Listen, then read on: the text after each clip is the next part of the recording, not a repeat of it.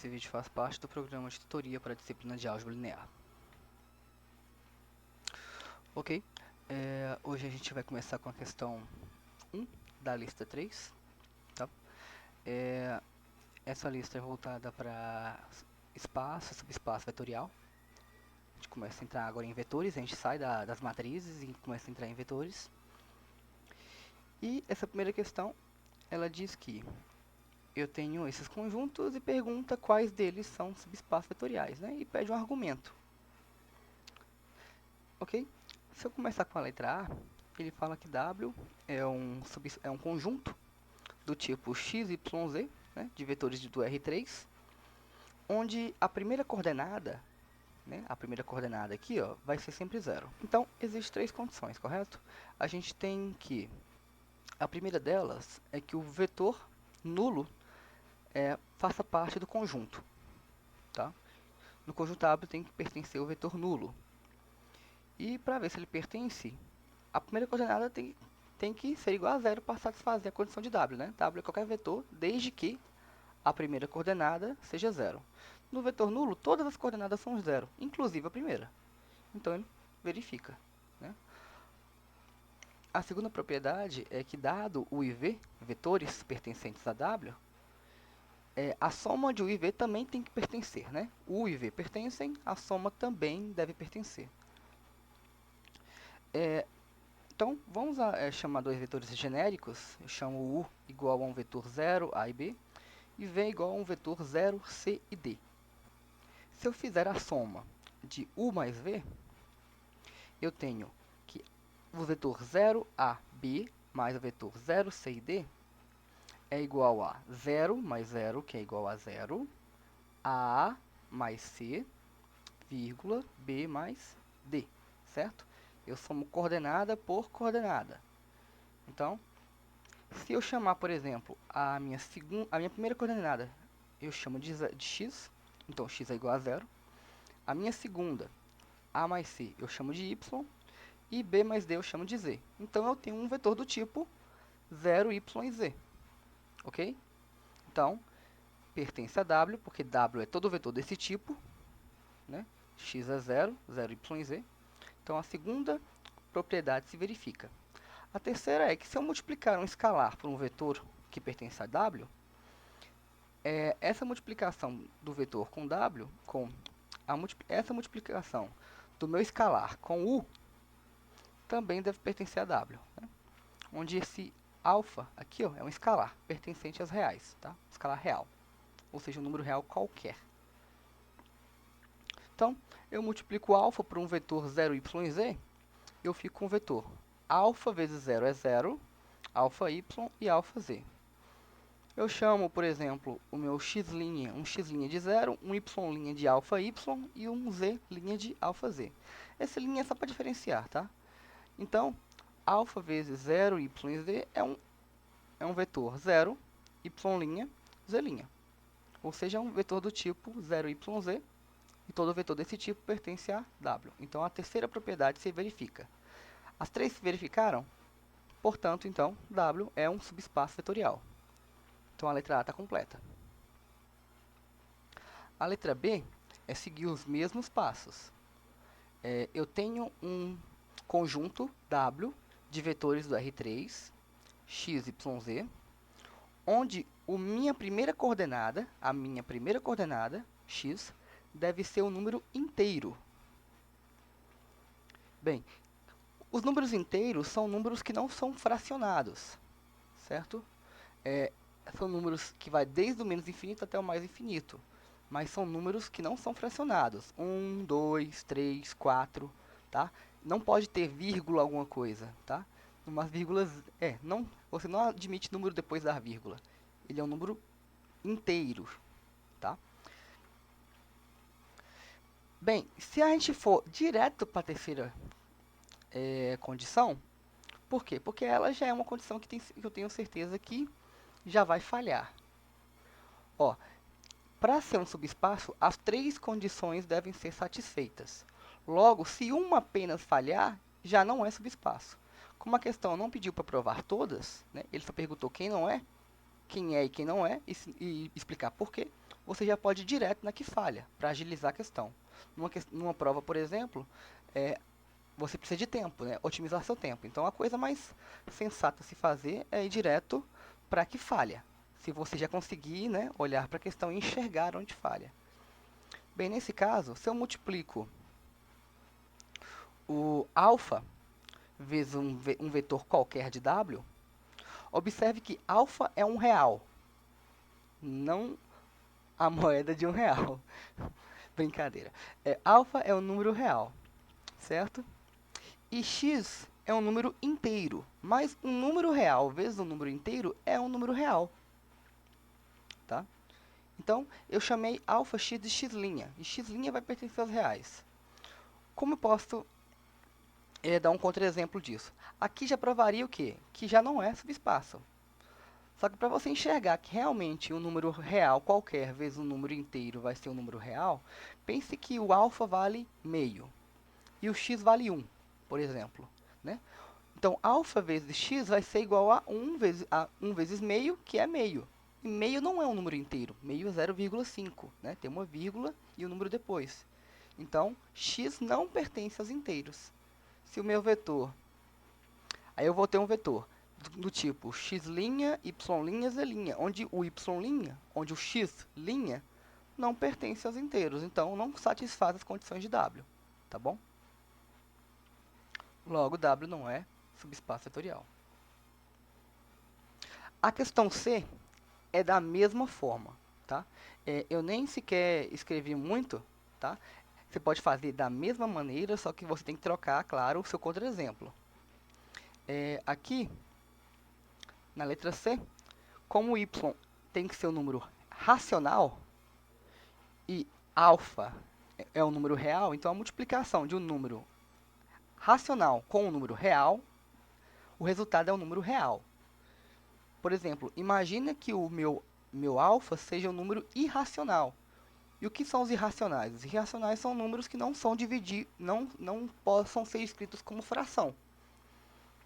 Por exemplo, raiz de 2. Raiz de 2 não pode ser escrito como fração. Ou π, né? O número π. Π é um número irracional. Você não consegue escrever ele como fração, tá? A sentença dele, de dígitos depois da vírgula, não é algo periódico, tá bom? Então, você pode muito bem chamar o alfa de π, por exemplo, tá? Chama o alfa de π e o y de 1. 1 é um número racional, porque 1 sobre 1 é uma fração, certo? Então, 1 vezes π é π, e π não pertence aos racionais. Isso já era um contra-exemplo, tá? Bem, a letra D, ela dá um exemplo mais clássico que a gente costuma ver nas questões de subespaço, que é um tipo de sisteminha, tá? Nesse caso, esse sisteminha é de uma equação só. Eu tenho uma equação do tipo x menos 5z igual a 0. Ele fala o seguinte: meu w é todo o conjunto de vetores do R3, tal que o meu x menos 5 vezes o meu z igual a 0. Eu posso reescrever essa condição como x é igual a 5z, né? Eu passo esse menos 5z para o outro lado da igualdade, fica mais 5z. Então, se x é igual a 5z, eu posso já escrever no meu vetor mesmo, ó, todo vetor do tipo 5z, y e z, tá bom? Onde y e z são números, entradas reais quaisquer. Assim, sendo o u e v pertencente a w, né, onde eu assumo que u é um vetor 5 vezes a, b, a, e v é um tipo 5c, d e c, né? Ou seja, a primeira coordenada tem que ser 5 vezes a última, tá? Sempre. Para pertencer a w, isso sempre tem que acontecer. Dado também um vetor nulo, né, que é o vetor 0, 0, 0, a gente tem que a primeira propriedade já mostra que o vetor nulo pertence a w, tá bom? Por quê? Porque nesse caso, o x do vetor nulo é 0, é 5 vezes 0, porque 5 vezes 0 é 0, né? E o z também é 0, ou seja, a primeira coordenada é 5 vezes a última. Então, ok. A propriedade 2, né, que é u mais v tem que pertencer a W, a gente tem que U mais V é igual ao vetor 5A, B, A, mais o vetor 5C, D, C, certo? A gente soma coordenada por coordenada. A gente soma 5A mais 5C, a gente soma B mais D, e depois soma A mais C, certo? Eu tenho 5 nesses dois termos dessa coordenada aqui, ó. Então, posso colocar o 5 em evidência. Então, eu tenho 5 vezes A mais C. Isso, isso é justamente 5 vezes a última coordenada, porque a última coordenada é A mais C. Então, se a gente faz que o A mais C é igual a Z e o B mais D é igual a um Y, então, U mais V é igual a quem? 5 vezes Z, Y, Z. E isso é um vetor do tipo W, do tipo do conjunto W. Então, a segunda condição se verifica. A terceira condição é alfa U, um escalar real qualquer, vezes o nosso vetor U, seria... Eu esqueci de colocar um alfa aqui, ó. Faltam um alfa multiplicando aqui, tá bom?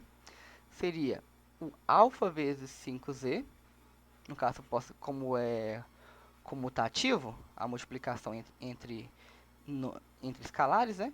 Então, coloco 5 vezes alfa Z, alfa Y e alfa Z. Eu tenho alfa em todo o vetor. Ó, pra você ver, eu posso chamar alfa Z de um Z', por exemplo, né? E alfa Y de um Y'. Então, eu tenho um vetor do tipo 5Z', Y', Z'. Ou seja, 5 vezes a última coordenada. Se verifica, né? Portanto, W é um subespaço vetorial. E, por último, a letra E. Eu tenho que W é um conjunto de todos os vetores x, y, z pertencentes ao R3, tal que esses vetores, a combinação linear entre as suas coordenadas sempre dê zero, né? Um A vezes um x, mais um B vezes um y, mais um C vezes um z, é igual a zero, né? Onde A, B e C são números reais. Então tá, a primeira condição é que o vetor nulo pertence a W. E nesse caso, ela é atendida, pois x é igual a zero, y é igual a zero e z é igual a zero. Logo, um número qualquer vezes zero é zero, mais outro número qualquer vezes zero é zero, mais outro número qualquer, né? Aqui está errado, tá? Aqui não é z, aqui é c. Foi um outro erro de digitação. Isso é igual a zero, né? Não tem como. x0, y0, z0, na hora que somar, os zeros vão dar zero. Então, verifica. A segunda condição é... eu chamo o U de um x1, y1, z1, o V de um x2, y2, z2, né? Onde o I e V pertence a W. E a soma deles tem que pertencer a W também. Então, eu somo U mais V. Isso vai dar x1 mais x2, y1 mais y2 e z1 mais z2, tá bom? A soma é feita de coordenada com coordenada, igual nas alternativas anteriores. Ok, então, se eu pegar a combinação linear de cada coordenada, tem que dar zero. Ou seja, eu pego a primeira coordenada, que é x1 mais x2, multiplico por o número A, mais a segunda coordenada, y1 mais y2, né? Multiplico por o número B, mais o número C, que multiplica a terceira coordenada, que é z1 mais z2. Se eu faço aquele chuveirinho, ó, A1 vezes x1 dá x1, certo? B1 vezes y1 dá y1, C1 vezes z1 dá C1z1, A vezes x1, acho que eu coloquei índice na A e B, no B e no C, não tem isso não, tá? Ó, se eu multiplicar o chuveirinho, A vezes x1 dá AX1, A vezes x2 dá AX2, B vezes y1 dá BY1, B vezes y2 dá BY2, C vezes Z1 dá CZ1 e C vezes Z2 dá CZ2. ok? Então, eu faço esse chuveirinho e já coloquei um arrumadinho já. Coloquei os índices onde tem índice 1 primeiro, depois onde tem índice 2. Por quê? Ó, eu faço a distributiva, né?